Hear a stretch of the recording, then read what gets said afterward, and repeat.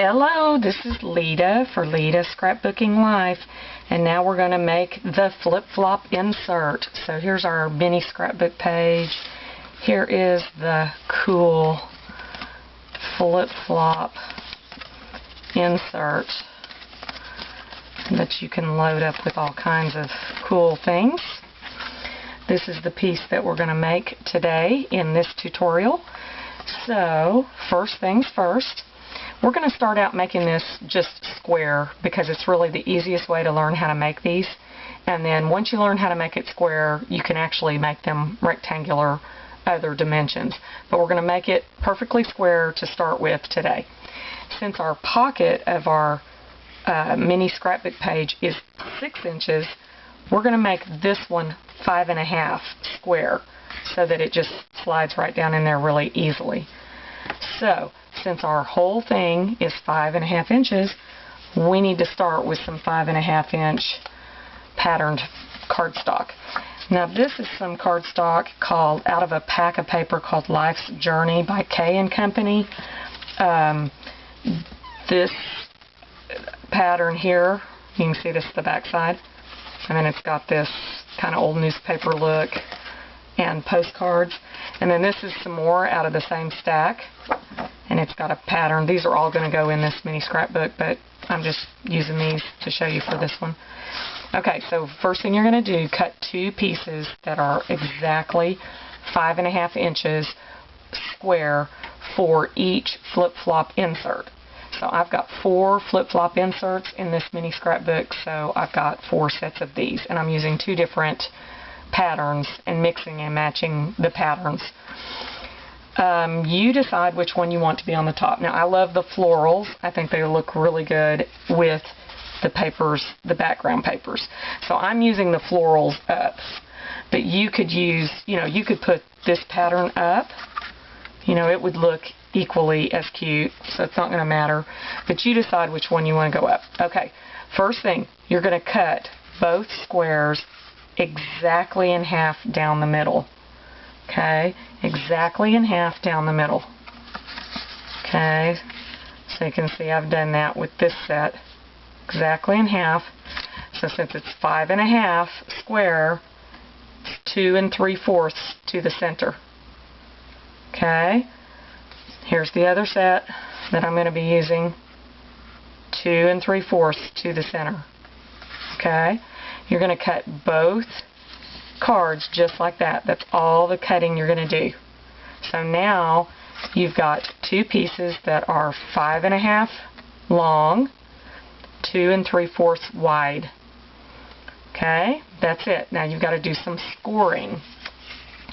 Now the thing to remember when you're making these, no matter what size, you're going to take the width of the square and you're going to cut it in half and make your 2 pieces.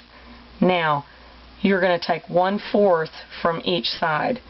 So since half of it would be 2 3/4, then you take half of that dimension, 1 3/8. So I'm going to go 1 3/8 from this end and 1 3/8 from this end, and I'm going to score it. Okay, so I already have some done. So let's take a look at those. So here they are, 1 3/8 scored, 1 3/8 scored. Okay, so here's the first 2. That leaves you this nice big square here in the middle that is not scored. You want to make sure you have that because that is this square here that is essentially not going to bend.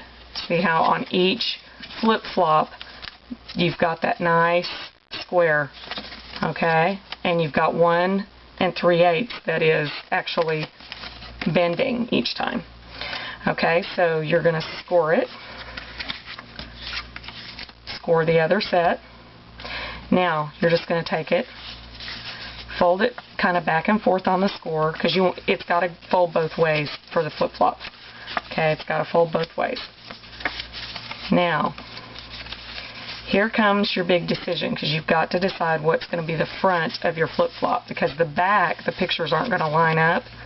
They're going to be when the whole thing's at the beginning, they're not going to line up, okay?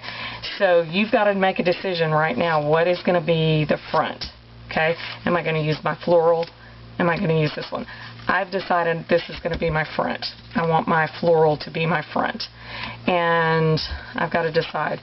I'm going to let that be the back. So here's what I have to do. You want 2 of them running vertically, and 2 of them are going to run horizontally. Okay? So, let me get my horizontal pieces first. And I'm going to line those up just like that. Okay? Now you need some adhesive. I'm just going to use these little adhesive squares. Okay? And what you want is just one little, seriously, one little piece of adhesive in the corner. Now this could be a dot of glue from liquid glue. It could be, you know, you can use these little squares like I'm using. You know, adhesive off your adhesive gun. Whatever adhesive you want, it doesn't matter. You just need 4 little pieces here. That's all you're going to need. 4 little pieces. Let me get those off. Ta-da! Okay, now here's the important part. Line these up. You've got your adhesive. Okay, 4 little dots. Look at that, just in the corner. That's it. Make sure they're inside that. Here's that score line. That's 1 3/8 of an inch from the edge on both pieces. Okay, you can't have adhesive in the middle anywhere. It's got to be right here on the edges. Okay, line those up. Hold them nice and tight.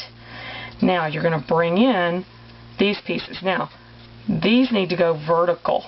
Okay, these are going to lay on top vertical, and you're going to line them up. You've got to hold these nice and tight and line these up. And press this one down. It'll hold together once you get those lined up. Okay, press down those little dots. Now I'm going to bring this one in. See how it lines up? And I'm going to line my pattern up. Really, because I can always trim the outside edge. But if you cut it nice and square, it should be fine. Okay, rub that down. Use your bone folder. I'm just going to use my nail. I'll go back and do it later. Okay, there we go. Adhesive. Now, because it's scored right here, 1 3/8, it will fold back on itself just like that. Fold it and kind of crease it.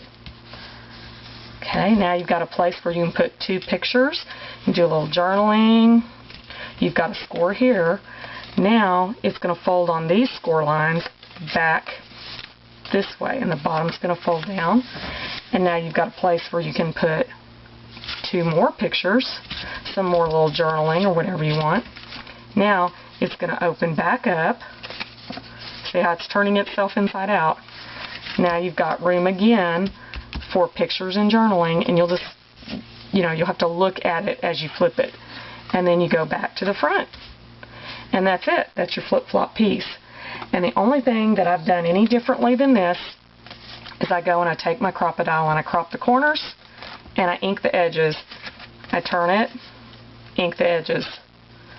Turn it, ink it, turn it, ink it, etc. Okay? And then I flip it over this way and I do the same thing, so that no matter which way I flip it or flop it or use it, I've got inked edges. So that's it. That is the flip-flop insert. So tune in to the next part and you'll get to see the finished mini book. So thanks for watching how to make the flip-flop insert. Hope you tune in for the rest of it. This is Lita for Lita Scrapbooking Life. Remember, when life gives you scraps, make something beautiful out of it.